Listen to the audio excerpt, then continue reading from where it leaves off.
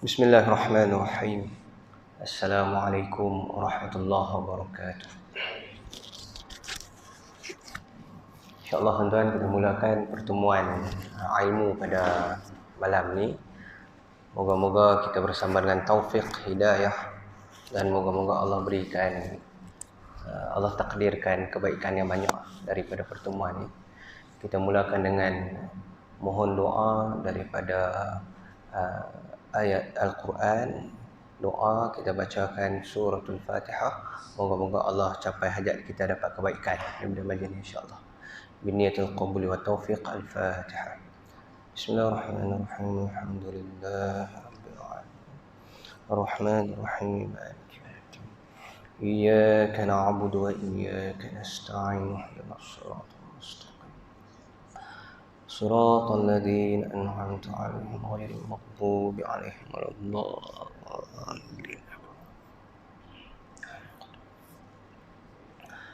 إن الحمد لله نحمده سبحانه وتعالى ونشكره ونصلي ونسلم على سيدنا وحبيبنا وشفيعنا ومولانا محمد خاتم الأنبياء والمرسلين وعلى آله وأصحابه أجمعين. سبحانك لا علم لنا إلا ما علمتنا إنك أنت العليم الحكيم.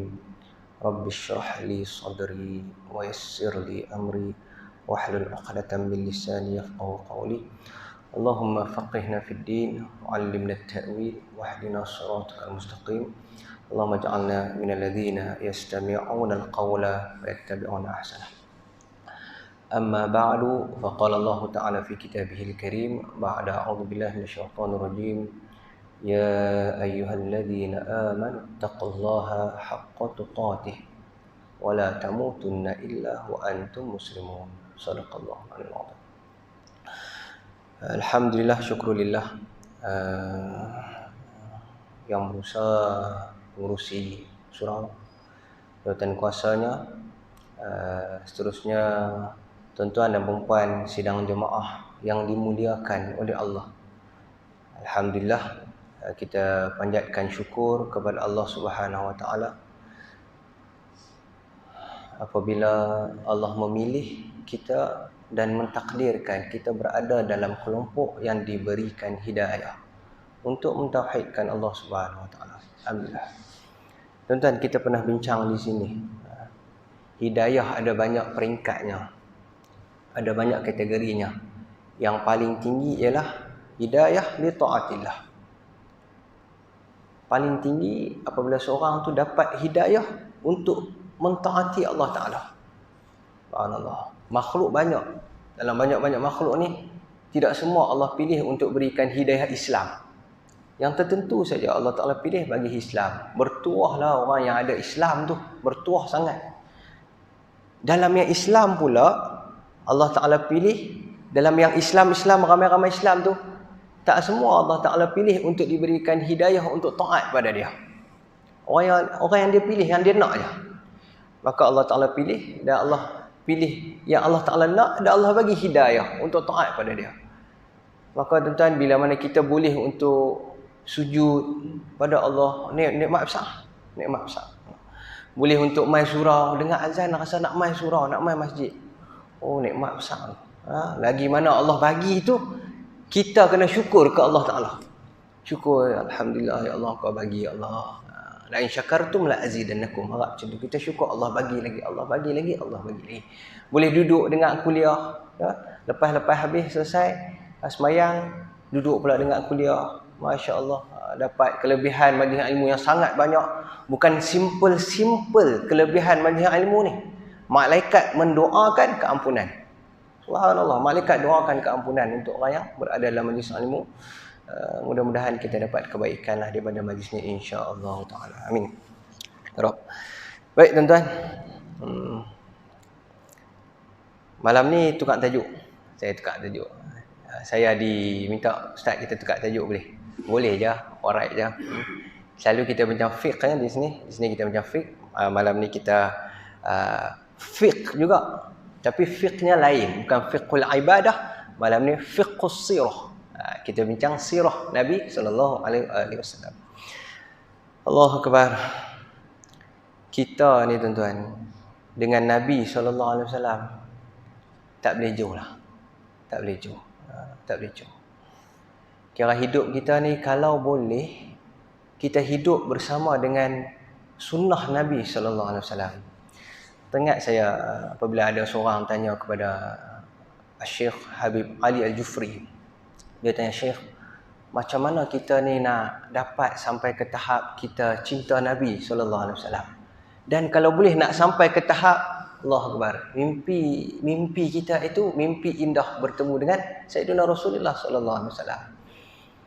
Maka Syekh sebut satu sekian dan antaranya disebutkan ialah hiduplah bersama dengan baginda Nabi SAW. Hidup dengan sunnah Nabi SAW. Maksudnya macam mana? Macam ni. Bila mana makan, kita makan seperti mana baginda Nabi SAW makan. Waktu makan, bila makan, oh macam ni lah Nabi SAW makan dan aku makan seperti mana Nabi SAW makan. Okay, satu contoh makan. Bila mana kita berjalan, oh beginilah Nabi SAW berjalan dan aku berjalan seperti mana Nabi SAW berjalan. Masuk tandasnya kaki kiri, keluar masuk masjidnya kaki kanan dan sebagainya, sunnah-sunnah ni. Okay. Bila mana kita dalam kehidupan kita bekerja seperti mana Nabi SAW bekerja, macam itulah kita bekerja. Kita berhadapan dengan manusia dalam apa juga situasi. Orang marah kita, contoh orang marah. Macam mana Nabi SAW ketika mana orang marah? Jadi kita hidup bersama Nabi SAW ketika mana orang marah kita. Jadi macam mana kita nak jadi kehidupan kita bersama dengan Sayyidina Rasulullah SAW? Macam mana nak jadi? Kena baca kitab-kitab macam ni. Kitab sirah. Kena baca hadis-hadis Nabi SAW yang sangat banyak. Kena baca. Supaya bila mana sesuatu berlaku, mula timbul dalam pemikiran kita, macam mana Nabi SAW buat dalam hal ni. Kena gitu tuan-tuan. Jadi kena banyak dengar hadis-hadis Nabi SAW, banyak dengar sirah-sirah perjalanan hidup baginda Nabi SAW. Dan apa yang kita buat hari ini adalah untuk melengkapkan pengetahuan kita, ilmu kita tentang perjalanan hidup baginda Nabi SAW. Moga-moga kita dapat manfaatnya lah, dan moga-moga kita dapat hidup bersama dengan sunnah Nabi SAW. Okey tuan-tuan, hijrah Rasul SAW. Kita kena ikut SOP masuk waktu kita. Stop kan? Kita stop. Dan tuan-tuan pun duduk dalam keadaan jarak ikut SOP lah tuan-tuan. Sekejap lagi kena ribu-ribu jenuh. Saya takut dengan ustaz-ustaz sekali. Dia bagi. Saya mask bawa, kena pakai juga. Ada mana? Kalau cakap pakai susah juga lah. Okey, baik tuan-tuan. Allahumma salli ala sayyidina Muhammad. Hijrah Nabi SAW. Allah. Bagus Malaysia ni. Cuti.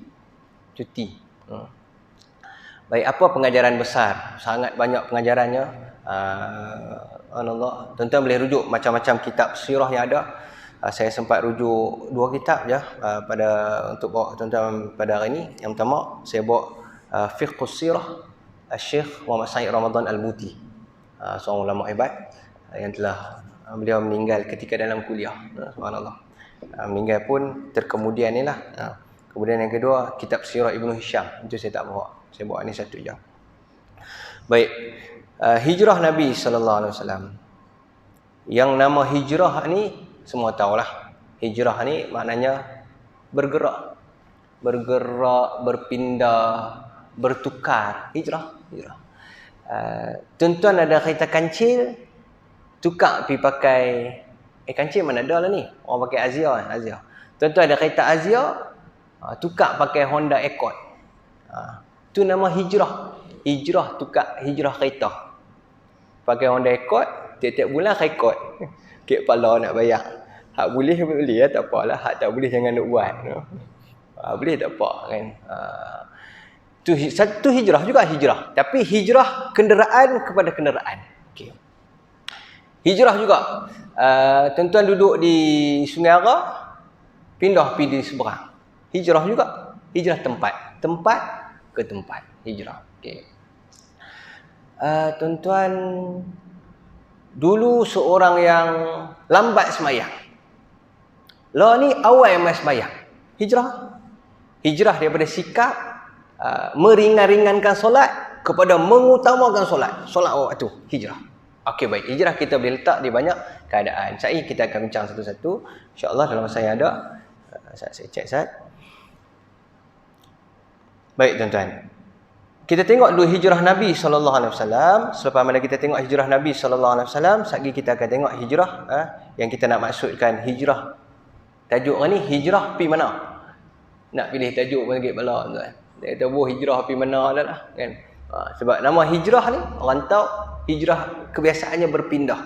So kita nak bincang kita nak pindah ni pi mana? Sekali kita akan tengok insya-Allah. Baik, bismillahirrahmanirrahim. Hijratun Nabi SAW disebut dalam banyak kitab, dan hijrah Nabi SAW diangkat sebagai peristiwa besar sehingga terpilih untuk menentukan kalender Islam. Subhanallah. Ada setengah ajaran agama memilih kelahiran Nabi mereka, kelahiran pemimpin dan Nabi mereka sebagai permulaan kalender. Sebagai contoh permulaan Masihi dan sebagainya. Tapi Sayyidina Umar Al-Khattab telah menentukan dalam satu mesyuarat, beliau nak bincang-bincang. Sayyidina Umar tanya, apakah permulaan kita nak ambil kalender Islam ni? Secara ringkasnya nak bagi tahu, sahabat pun bincang-bincang, kita nak ambil apa? Nak ambil kelahiran Nabi sallallahu alaihi wasallam sama sekali dengan orang lain buat ambil kelahiran Nabi Isa alaihi salam. Kita nak ambil kewafatan Nabi SAW sekali, gitu gini. Kita nak ambil sekian. Akhirnya mereka para sahabat di zaman Sayyidina Umar bersetuju. Macam inilah. Kita ambil satu peristiwa yang sangat besar maknanya dalam jiwa umat Islam. Sangat memberi kesan yang besar kepada jiwa umat Islam dan juga kepada agama ini. Peristiwa itu dibincangkan dan disepakati. Peristiwa itu adalah peristiwa hijrah. Hijrah Nabi SAW. Baik. Walaupun hijrah Nabi SAW tidak berlaku pada 1 Muharram. Kita sambut mahal hijrah 1 Muharram. Tapi hijrah Nabi SAW tidak berlaku pada 1 Muharram. Tuan-tuan boleh duduk dalam kitab Fiqh Sirah Syekh Muhammad Sayyid Ramadan Al-Buti. Antaranya beliau sebut hijrah berlaku pada 2 Rabiul Awal. 2 Rabiul Awal. Dan Nabi SAW sampai di Madinah 12 Rabiul Awal. Lebih kurang 10 hari perjalanan tu. Tidak berlaku pada bulan Muharram. Tetapi bulan Muharram, Safar, Rabiul Awal, Rabiul Tsani, Jamadil Awal, Jamadil Tsani sampailah habis. Ini set yang memang makruf. Orang Arab dah tahu dah. Kalau Muharram nombor 1, Safar nombor 2, memang permulaan. Macam kita tahu Januari, Februari, Mac, April, semua tahu dah. Jadi Sayyidina Umar tak mau ubah banyak-banyak. Dia tak nak ambil Rabiul Awal start tahun, penin pula ubah macam-macam. Tak. Dia kata set tu tak payah ubah dah. Cuma tahun yang mana nak start awalnya 1101 tahun yang mana nak ambil. Tuan-tuan faham tak? Tadi tuan-tuan confuse tak? Ustaz ni betul ke hijrah 2 Rabiul Awal ni betul ke? Betul lah tuan-tuan. Percayalah memang betul. Betul dalam kitab gitu. Tak pernah dengar Ustaz sepanjang saya duduk di Malaysia ni daripada kecil sampai besar tak pernah kita cuti 2 Rabiul Awal. Memang tak. Memang tak ada. Sebab kita cuti 1 Muharram, permulaan kalender Islam, dan dikenang permulaan kalender Islam tu bersempena sebab dipilih tahun tu, iaitu sebabnya adalah hijrah Nabi sallallahu alaihi wasallam. Jadi selesai dah tu. Tak perlu panjang-panjang dah. Tuan-tuan boleh faham dah. Tak ada confuse tu. Insya-Allah dah. Itu selesai. Okey, baik. Hijrah Nabi SAW tuan-tuan banyaklah kebaikan, ibrah yang kita boleh ambil. Bermula daripada saya lajukan plot-plot hijrah ni, saya kita petik sikit-sikit. Bermula daripada Nabi SAW pergi jumpa Abu Bakar. Ketika mana Abu Bakar bertanya kepada Nabi SAW, izinkan aku untuk berhijrah, izinkan aku untuk berhijrah. Sebab tuan-tuan, Allahumma salli ala sayyidina Muhammad, umat Islam pada ketika itu telah diuji dengan ujian yang sangat hebat, dipulaukan oleh puak kufar, dan mereka berada keadaan yang sangat-sangat berat ujian mereka. Tuan-tuan kalau dengar Ustaz Muhadir Haji Jul 2 hari sudah ke? Ataupun semalam atau 2 hari sudah Beliau sebut sejarah bagaimana kehidupan para sahabat sebelum hijrah ni sangat tertekan. Dan apa yang beliau sebut tu saya teringat sama seperti dalam kitab Hayatus Sahabah. Syekh sebut apa? Dalam kitab Hayatus Sahabah, para sahabat pada waktu tu sangat-sangat diuji, susah kehidupan mereka, ditekan oleh puak kufar sehingga tidak ada makanan. Yang mereka makan pada waktu tu ialah apa? Daun-daun kayu saja. Makan daun kayu. Bukan duit, tak ada duit ada tapi tak boleh nak beli. Puak kafir tak benarkan hubungan dengan mereka ni. Lah kali sangat susah, dan kemudian bila tak boleh berniaga dan sebagainya jadi susah. Makanan pun tak ada. Yang mereka makan antaranya daun-daun kayu saja. Sehingga disebut Syekh Ustaz Muhadir Rajijul sebut para sahabat makan sehingga pecah mulut-mulut mereka. Makan daun sebab pecah mulut. Daun ada yang keras, ada yang lembut dan sebagainya. Pecah mulut. Dalam kitab Hayatus Sahabah sebut, para sahabat kata kami makan sampai keadaannya kalau kami, minta maaf sebut, kalau kami keluarkan najis, kalau kami berak, najis kami sama macam kambing yang najis. Sebab makan daunnya. Tuan-tuan boleh bayang macam mana syadid dan dahsyatnya ujian yang Allah Ta'ala uji kat atas mereka sampai macam tu sekali. Jadi umat Islam dah tak tahan, duk mengadu kepada Nabi SAW, mengadu. Maka Nabi SAW pertamanya, Nabi tunjukkan ke Habsyah. Pilah hijrah ke Habsyah. Hijrah ke Habsyah. Satu kumpulan hijrah ke Habsyah. Disebut oleh dalam kitab Surah Ibn Hisham, 83 orang hijrah ke Habsyah. Itu hijrah pertama. Saya pergi secara pantas. Lepas tu kemudiannya berlaku hijrah kedua yang besar ni, iaitu hijrah daripada kota Mekah ke kota Madinah. Okey, cara pantas ni. Jadi Abu Bakar ni duk tunggu. Para sahabat dah pi dah, semua dah pi dah. Macam-macam kisah para sahabat pi. Subhanallah. Abu Salamah, Ummu Salamah, subhanallah tuan-tuan, banyak kisahnya. Tuan-tuan belajarlah, pilah cari-cari dan sebagainya, ambil pengajaran. Yang hebat dari sudut pandangan mata manusia ialah keluarnya Umar Al-Khattab lah. Siapa tak kenal kan? Umar Al-Khattab. Umar Al-Khattab ni kita nak bagi contoh siapa zaman kita ni? Tak ada siapa-siapa lah, dah bagi negeri lah. Ya, lagi saya bagi contoh, saya kata ai. Ya. Umar Al-Khattab lah, Umar keluar, Umar ni usah kata lah tuan-tuan. Dia pergi, dia tawaf. Kemudian dia baca doa syahatil wujuh. Kemudian dia kata, siapa nak bini dia jadi janda? Tu dia berani mah. Siapa nak bini dia jadi janda dan anak dia jadi yatim, mai sekat aku, dia kata. Tu ayat Sayyidina Umar. Ustaz, kita pinjam ayat ni boleh tak? Tak payah duk pinjam lah. Tuan-tuan pinjam kaplah. Tuan-tuan nak pinjam buat apa? Tak ada apa kan. Saya nak pinjam tak, mereka buat leceh. Saya nak kata, siapa nak bini dia jadi janda? Jangan dia buat yang tu. Lagi tuan-tuan masuk dalam dulu. Itu sah-sah. Baik, Sayyidina Umar berani keluar. Tapi Nabi SAW, setelah Sayyidina Umar keluar, semua sahabat keluar, Abu Bakar duk tunggu bila nak keluar. Bila nak hijrah ni, Abu Bakar pergi tanya Nabi SAW. Nabi kata, nanti dulu. Moga-moga Allah Ta'ala berikan pada engkau teman. Abu Bakar pun 50-50. Apa maksud Nabi SAW? Cuma dia boleh agak dah. Nabi SAW nak pergi dengan aku kot. Ataupun aku ni teman Nabi SAW. Ringkasnya dia pun siap. Apa yang betul dia siap. Okey, baik.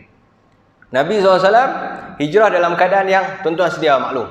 Sedia maklum kan macam mana ketika waktu lepas ramai dah keluar hijrah. Kita laju sikit. Kemudian mereka berpakat. Ramai dah keluar ni. Muhammad pasti dia akan keluar. Baik kita tahan dia sebelum dia buat satu komplot lain di luar. Kemudiannya mereka pun datang kepung baginda Nabi SAW. Nabi SAW keluar secara subhanallah. Kita kata taklah macam Umar. Betul tak? Nabi SAW keluar tidaklah macam Umar. Tetapi dengan penuh kemukjizatan, kehebatan. Nabi SAW keluar. Nabi SAW ambil pasir. Pasir tak ada dalam fiqh sirah, kisah Nabi SAW ambil pasir. Ada dalam kitab Sirah Ibn Hisham. Ambil pasir, Nabi SAW baca surah Yasin 1 sampai ke ayat waja'alna min baini aydihim saddan wa min khalfihim saddan fa aghshaynahum fa hum la yubsirun. Nabi SAW letak atas kepala mereka, Nabi SAW pun jalan. Dalam kitab fiqh sirah yang Arab sebut Allah Ta'ala bagi pada tentera kafir yang nak bunuh Nabi SAW sinah, mengantuk, terlelap. Contoh macam dalam ayat kursi, la ta'khudhu sinatun wala naum. Allah Ta'ala ni tidur pun tak, terlelap pun tak. Kan? Kita tidur tak, tapi lelap tak. Contoh di dalam kuliah lah. Contoh dalam kuliah kan. Tapi tak apa, terlelap kita tu tak apa, biasa. Nama makhluk ni terlelap lah. Okay, tak apa. Terlelap, jaga balik. Baik. Allah Ta'ala kirimkan pada mereka tu sinah. Jadi mereka, subhanallah, mereka terlena sehingga Nabi SAW jalan terlepas. Yang pertama, kata Syekh dalam ni, Syekh sebut pengajaran yang kedua, semua ada 8 pengajaran. Syekh sebut dalam kitab Fiqh Sirah. Pengajaran yang kedua, Syekh kata, tolong jangan bandingkan keluarnya Omar dengan keluarnya Nabi SAW. Jangan banding macam tu. Jangan sampai dalam kalangan umat Islam kata, oi, Omar ni berani lah, tapi Nabi SAW pasal apa tak berani macam tu? Syekh kata jangan sebut macam tu. Jangan sebut macam tu. Sebab contoh kata-kata dengar bagaimana keluarnya Omar, betul tak? Dan Nabi SAW pun kita tahu macam mana kisah. Syekh pesan dia, jangan kaitkan nampak macam Nabi SAW tak berani ke? Kenapa Nabi SAW begitu begini, macam keluar pun macam senyap-senyap, macam menyusup. Sebenarnya kata Syekh, Nabi SAW keluar dalam keadaan bukan Nabi SAW takut, tidak. Tetapi Nabi SAW keluar dalam keadaan mentaati Allah, tunggu arahan daripada Allah Ta'ala. Bila Allah Ta'ala nak suruh, bila sampai masanya Allah suruh keluar, Nabi SAW akan keluar. Dan sebenarnya kalau diteliti, keberanian Nabi SAW sangat hebat. Bila Nabi SAW keluar? Bila? Ketika mana di depan rumahnya penuh dengan manusia yang pegang pedang nak bunuh dia. Allah tuan-tuan. Sangat-sangat berani Nabi SAW dan sangat-sangat yakin Nabi SAW dengan pertolongan daripada Allah Ta'ala. Keluar ketika mana ada orang confirm ni duk pegang pedang ni. Subhanallah. Nabi SAW keluar dengan penuh berani dan penuh tawakal pada Allah Ta'ala keluar. Subhanallah. Keberanian Nabi SAW mengatasilah segala-galanya. Cuma Syekh pesan, janganlah sampai kita ke tahap macam tu. Tak kena. Okey, baik tuan-tuan dan rahmatullah sekalian. Nabi SAW keluar, pergi jumpa Abu Bakar. Saya laju sikit. Kemudiannya, Allah, mereka pun bergerak ke Gua Sur. Okay. Singgah di Gua Sur. Tuan tahu peristiwanya. Abu Bakar tunjukkan kehebatannya sebagai seorang manusia yang beriman. Sekali kita akan petik sikit, kita nak bawa balik sekali. Itu antara kita nak bawa balik. Kemudian Nabi SAW pun bergerak dalam perjalanan, jumpa Suraqah. Suraqah ni nak ambil peluang nak bunuh Nabi SAW. Saya laju plot cerita supaya tuan-tuan nampak. Oh, ingat balik, refresh balik. Jumpa Suraqah cuba nak bunuh Nabi SAW. Nabi SAW tak takut. Syekh kata, saya suka Syekh Muhammad Said Ramadan Al-Buti syarah cara beza sikit. Dia kata baginda Nabi SAW tak takut, jalan terus, tak kalih belakang pun. Ketika mana dalam Gua Sur, Abu Bakar dah bimbang dah. Nabi SAW tenang kat Abu Bakar bahawa ada yang ketiga, bukan kita dua, ada yang ketiga. Yang ketiga itu adalah Allah Ta'ala. Nabi tenang kat Abu Bakar. Nabi SAW berani plot yang kedua. Berani yang ketiga Nabi SAW ketika Suraqah main nak bunuh Nabi SAW. Nabi SAW tak tengok dia pun. Nabi SAW terus baca, doa. Abu Bakar ni duk risaulah. Kemudian berlakulah pada Suraqah, dia kuda kaki dia terjunam dalam tanah dan sebagainya. Selesai. Kemudian Nabi SAW pun gerak, jumpa Ummu Makbat dan sebagainya, sampailah ke Madinah. Kemudian di situ ada plot peristiwa di rumah Abu Ayyub Al-Ansari. Okay. Sebelum daripada itu peristiwa di Masjid Quba. Selepas itu sampailah Nabi SAW ke Madinah. Yang para sahabat tunggu, orang Madinah tunggu. Mereka kata apa? Kami bila mana mendengar Nabi Allah nak berhijrah, setiap pagi setiap awal-awal pagi tu kami akan keluar pergi tunggu dah. Tunggu sampai malam. Tengok tak mai, kami pun balik rumah. Setiap hari penduduk Madinah tunggu kehadiran baginda Nabi sallallahu alaihi wasallam. Sehinggalah satu hari kami dah balik rumah, tiba-tiba ada seorang Yahudi kata, yang kamu tunggu-tunggu dah sampai, barulah kami keluar. Bila mana kami keluar, kami tengok ada dua kenderaan. Pada ketika itu dia kata, kami tak kenal yang mana satu Nabi sallallahu alaihi wasallam, dan mereka tersilap. Dia panggil Abu Bakar tu Nabi SAW. Di situ nak tunjuk merendah dirinya Nabi SAW. Bila mana Abu Bakar tunjuk hormat pada Nabi SAW, baru dia petang. Luar kita tertukar orang. Tertukar orang. Tertukar. Kadang ustaz mai pun tertukar lah. Ni rupanya ustaz pakai baju Melayu tu, pakai jubah tu penolong ustaz, driver ustaz. Kadang-kadang ustaz tak dan pergi buat khutbah kan. Oh tu kawan ustaz. Oh ya tersilap. Tak apalah. Tu ustaz mana ada bandingan dengan Nabi sallallahu alaihi wasallam no. Nabi SAW sangat merendah diri sampai orang tak kenal Nabi sallallahu alaihi wasallam. Baik tuan-tuan. Tu cara lajulah laju. Laju yang kita tak perincikan. Apa pengajaran yang kita nak ambil? Antaranya yang nak bawa balik lah. Apa kita nak bawa balik? Allahumma salli ala sayyidina Muhammad. Satunya ialah apa yang Syekh Muhammad Said Ramadan Al-Buti sebut pengajaran yang pertama. Pengajaran yang pertama, semua ada 8 ni semua. Yang kedua pasal keberanian Nabi SAW. Yang pertama, beliau sebut, lihatlah bagaimana Abu Bakar As-Siddiq menjadi teman Nabi SAW. Okay. Lihatlah bagaimana kerja buat Abu Bakar As-Siddiq dalam membantu baginda Nabi SAW. Okey. Kita nak ambil pengajaran baginda Nabi SAW memang level tinggi dah. Sagi-sagi kita akan ambil hadis Nabi SAW tentang hijrah dalam part yang kedua. Part yang pertama, ambil Abu Bakar dulu. Sebab mungkin orang kata, Nabi SAW ialah Nabi ini maksum, terpelihara daripada dosa. Jadi memanglah Nabi SAW sekian baiknya. Maka Syekh kata tengok Abu Bakar. Baik, apa yang nak tengok Abu Bakar? Satu, bagaimana sikap Abu Bakar yang subhanallah, fastabiqul khairat, berlumba-lumba untuk buat kebaikan tanpa disuruh oleh siapa-siapa pun. Ini kita nak ambil. Kita nak hijrah pergi mana, kita nak pindah ke, kita nak buat tu ke, kita nak buat ni, kita nak bina satu sikap kita seperti mana sikap Abu Bakar As-Siddiq yang subhanallah tunjukkan sikap dia untuk agama.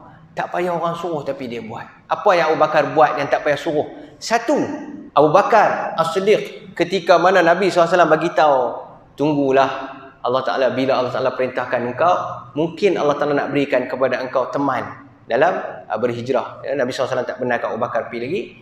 Abu Bakar dah siap dah. Ketika mana Nabi SAW mai jumpa Abu Bakar kali yang seterusnya nak berhijrah, Abu Bakar kata, ya Rasulullah, aku dah siap 2 kenderaan. 2 kenderaan siap dah. Siap 2 kenderaan, Abu Bakar jaga elok-elok dan kemudian siap dengan makanan dan sebagainya. Siapa suruh Abu Bakar buat ni? Adakah Nabi SAW suruh Abu Bakar sediakan kenderaan? Tidak. Tapi Abu Bakar ambil inisiatif, fastabiqul khairat. Aku nak buat amal soleh ni, aku nak buat kebaikan dengan Allah Ta'ala ni, tak payah tunggu orang suruh, tak payah tunggu Nabi suruh. Benda baik aku buat. Benda baik tak salah aku buat. Nabi SAW tak suruh pun. Abu Bakar buat terus. Okay. Satu. Apa lagi Abu Bakar buat? Subhanallah. Dia susun keluarga dia. Ini sahabat hebat dalam peristiwa hijrah. Sehingga ketika mana selepas Nabi SAW wafat, para sahabat bermesyuarat, siapa nak ganti Nabi SAW? Bincang-bincang, last sekali Abu Bakar.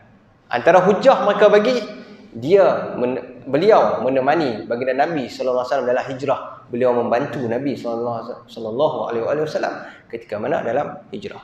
Apa lagi dia buat? Dia susun anak dia, Abdullah.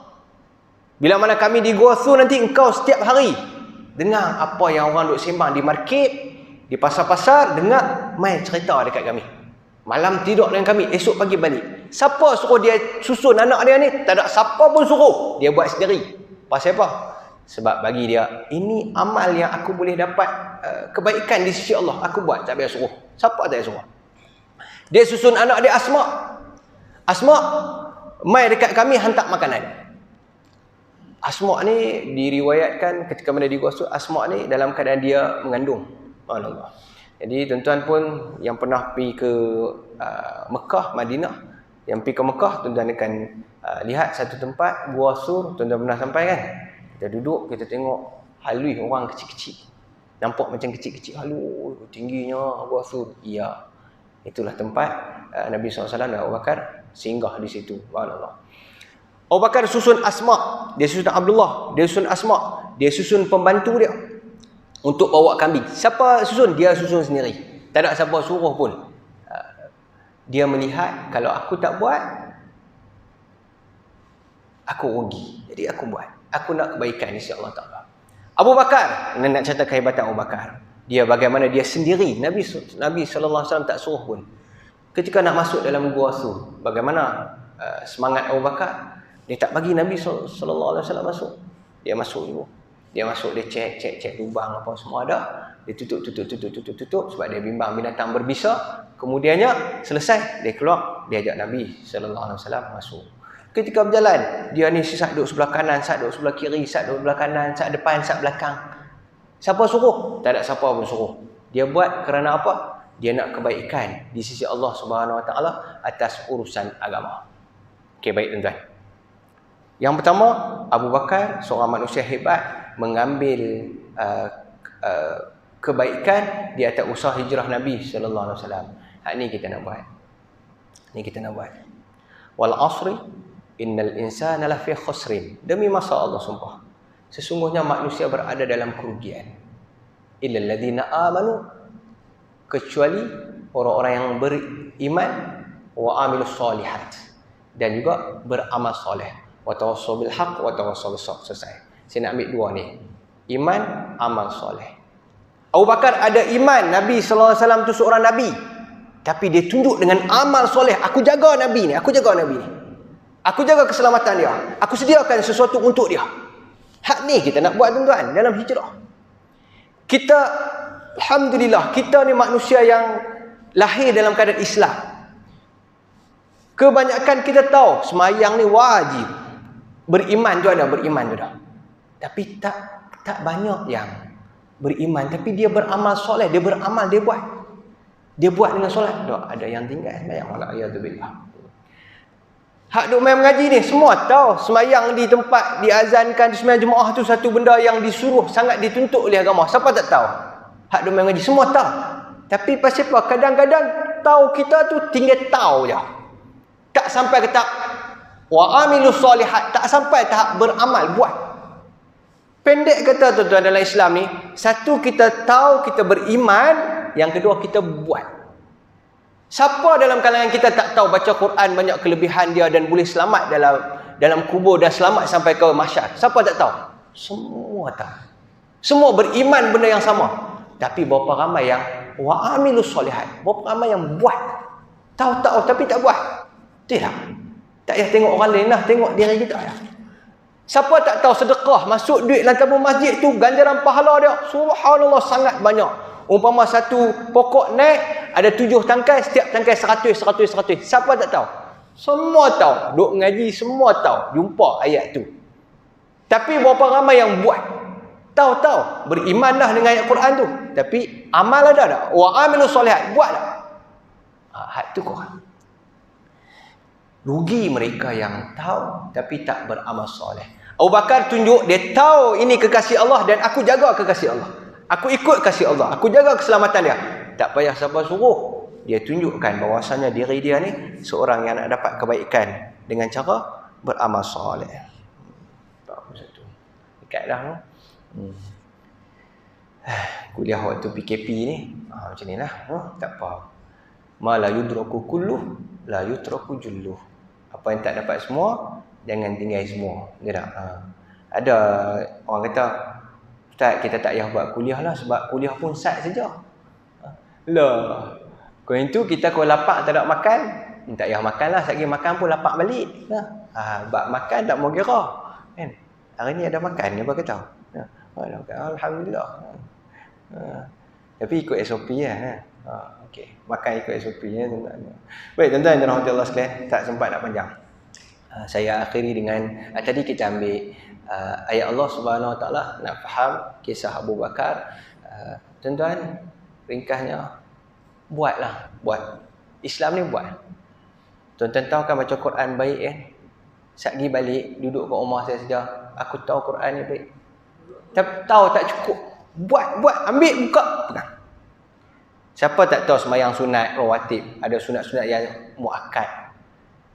Sangat baik dan sangat dituntut dalam agama. Kalau tidak buat, yuzamu. Dia ni dicela dalam agama. Siapa tak tahu? Kita tahu kita ngaji. Tapi kadang kita tak buat. Kan? Ni. Isyak dia bunyi kah? Dia bunyi. Tunggu sampai whistle bunyi. Dia bagi signal kita nanti. Okey, jadi tuan-tuan tu yang pertama. Yang kedua, dalam hadis Nabi sallallahu alaihi wasallam, Nabi SAW menyebutkan la hijrata ba'da al-fath walakin jihad wa niyah. Jadi tuan-tuan, dari sudut ilmunya lah, tidak ada hijrah selepas pembukaan kota Mekah. Kenapa?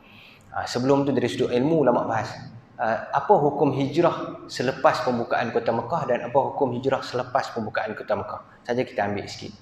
Sebelum pembukaan kota Mekah, ketika Nabi sallallahu alaihi wasallam hijrah, para sahabat hijrah, di situ kata ulama ada 3 hukum hijrah pada 3 kelompok yang berbeza. Kelompok pertama, siapa yang mampu berhijrah. Siapa yang mampu berhijrah dan kalau tak berhijrah, urusan ibadat dia terganggu. Nak semayang tak boleh, orang kafir tu halang, nak buat ibadat tak boleh. Orang ini yang mampu berhijrah tapi terganggu ibadat dia dan iman dia wajib hijrah, wajib. Okay. Yang kedua, kumpulan yang dia mampu hijrah tapi dia tidak terganggu ibadat dia. Macam Sayyidina Umar. Dia boleh semayang, dia boleh tawaf, siapa pun tak kacau dia. Orang macam ni mustahab, sunat untuk dia hijrah. Tak hijrah pun tak apa. Tu hukum kedua. Hukum yang ketiga ialah orang yang dibenarkan untuk tidak berhijrah. Iaitu siapa? Orang tua, lemah, sakit dan sebagainya. Tak keluar hijrah pun tak apa. Jadi itu situasi dia, tak semuanya hijrah. Kita azan dulu kot lah. Sekejap saya last 1 minit. Tu bunyi dia kan. Kita azan dulu lah. Saya buat kesimpulan lepas azan insyaAllah.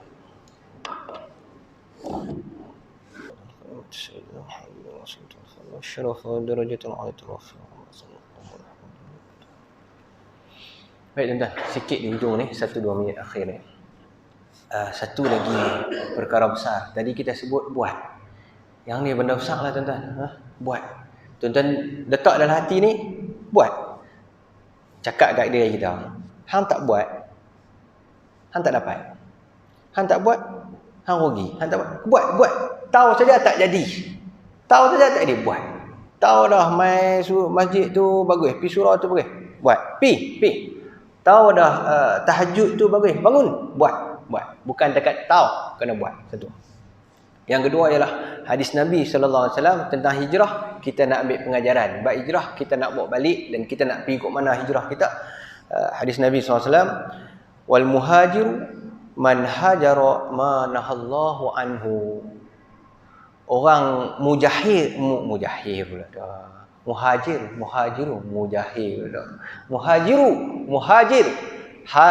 Hijrah. Orang yang berhijrah nama siapa? Muhajir nama dia, muhajir. Itu yang kita panggil muhajirin dan ansar. Baik, ringkas. Wal muhajiru, orang yang berhijrah ni kata Nabi sallallahu alaihi wasallam, ni kita nak ambil lah ni iaitu apa? Man hajara, siapa yang berhijrah. Man hajara ma nahallahu anhu, apa yang Allah Taala larang ke atas diri dia. Dalam satu riwayat yang lain, Allahumma salli ala sayyidina Muhammad, wal muhajiru man hajaral khataya wadh-dhunub. Orang yang berhijrah ni ialah orang yang hijrah daripada benda-benda khataya wadh-dhunub, benda-benda silap dan juga benda-benda dosa dan juga benda-benda kesilapan. Baik, ringkasnya tuan-tuan yang dirahmati Allah sekalian. Last kita nak bawa balik. Lepas tadi kita sebut buat. Tengok Abu Bakar, dia tak payah siapa suruh, dia buat. Dan kita ambil pengajaran bahawasanya kita kalau tak buat, takat tahu saja tak jadi. Mesti buat. Saya tak ada. Okey, buat. Belajar, buat. Takat tahu belajar bagus tak jadi. Buat, pi belajar. Tahu kuliah tu bagus, pi kuliah, duduk. Baik. Yang keduanya ialah orang yang berhijrah ni ialah man hajara ma nahallahu anhu. Bukan takat dia buat. Yang keduanya ialah dia keluar, dia pindah, dia jauhkan daripada apa yang Allah larang pada dia. Tuan-tuan, balik cek dalam diri kita. Agak-agak benda Allah Ta'ala larang ada dalam hati aku lah. Ada cabut buang. Itu kita hijrah. Balik tengok dalam rumah. Agak-agak benda yang Allah larang ada dalam rumah aku tak? Kalau ada, cabut buang. Buatlah macam mana pun cara yang sesuai lah. No? Cara gitu ke gitu ke gini. Yang penting Allah Ta'ala larang, tak boleh duduk dalam rumah ni. Kena buh kat luar. Bawa keluar. Tu kalau benda, kalau sifat, sikap, akhlak, kena putih sampai ni. Tengok balik dalam urusan kita. Sebelum tidur ni tengok. Apa? Dalam harta kita ni. Ada tak harta duk ada ni? Ada yang Allah Ta'ala larang. Tapi duk ada kat aku ni. Settle. Kena cepat cuci. Itu orang berhijrah.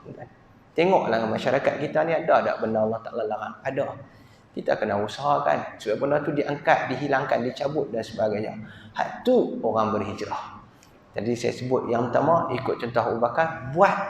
Yang kedua, cabut benda-benda hak tak betul. Yang Allah Ta'ala larang ada dalam hati, start daripada hati tu. Balik fikir, ada Allah larang duduk dalam hati aku pergi. Tuan-tuan ni kena cabut. Kadang kita tahu benda tu Allah larang, tapi saya baklin boleh ustaz, bab ni saya tak boleh. Apa dia? Saya tak mau sebut. Tuan-tuan tengok diri masing-masing lah. Saya baklin boleh ustaz, hak ni saya tak boleh. Oh, tuan-tuan macam-macam manusia.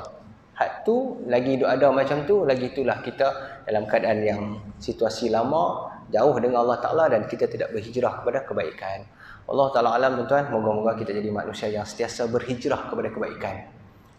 Hari ini lagi baik daripada semalam. Dan esok lagi baik daripada hari ini. Itu orang yang beriman.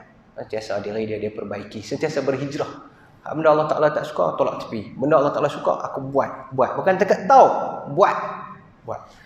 Dan yang keduanya, moga-moga kita sentiasa mengenang kehidupan Nabi sallallahu alaihi wasallam.